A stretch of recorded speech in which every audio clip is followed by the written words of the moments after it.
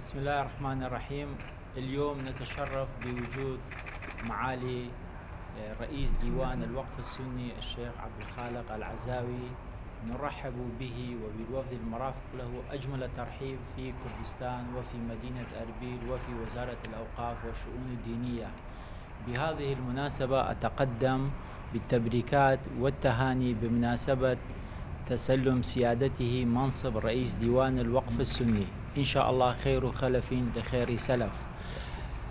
حيث تباحثنا في الاجتماع العلاقات الودية وتواصل هذه العلاقات بين ديوان الوقف السني وبين وزارة الأوقاف والشؤون الدينية. من خلال هذه العلاقات نستطيع أن نستفيد من خبرات ديوان الوقف السني، وأيضا ديوان الوقف السني يستطيع أن يستفيد من خبرات وتجارب وزارة الأوقاف والشؤون الدينية. وسابقا كان لدينا علاقات عميقة ووطيدة، وإن شاء الله بوجود معالي رئيس ديوان الوقف السني في منصبه الجديد أن نعزز ونوطد هذه العلاقات، خاصة في مجال الدورات والوعي وفي مجال الخطاب الديني. وأود أن أقول بأن الخطاب الديني في إقليم كردستان خطاب معتدل وخطاب مبني على أساس نبذ التطرف وتشجيع التعايش السلمي والإخوة الإنسانية بين كافة الأديان والقوميات الموجودة في العراق وفي كردستان.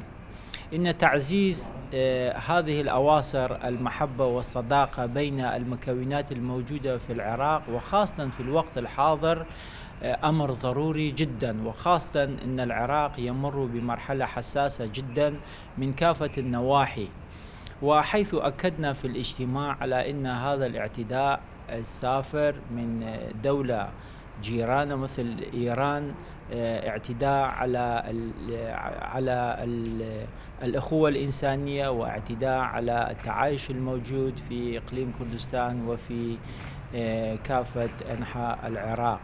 نأمل أن نتواصل في تعميق وتعزيز هذه العلاقات الموجودة إن شاء الله بوجود معالي الشيخ وبوجودنا في وزارة الأوقاف والشؤون الدينية. مرة أخرى أرحب أجمل ترحيب بجناب معالي الشيخ عبد الخالق العزاوي وبوفد المرافق له، وإن شاء الله نتواصل من خلال الخبرات والتجارب الموجودة بيناتنا. وأستطيع القول بأن علاقاتنا أيضا مع دواوين الوقف الشيعي ودواوين الوقف المسيحي واليزيدي علاقات جيدة جدا. نحن من خلال هذه العلاقات بين الأديان نستطيع أن نعزز الإخوة في كافة أنحاء العراق. مرة أخرى أهلا وسهلا بك معالي الشيخ في إقليم كردستان العراق.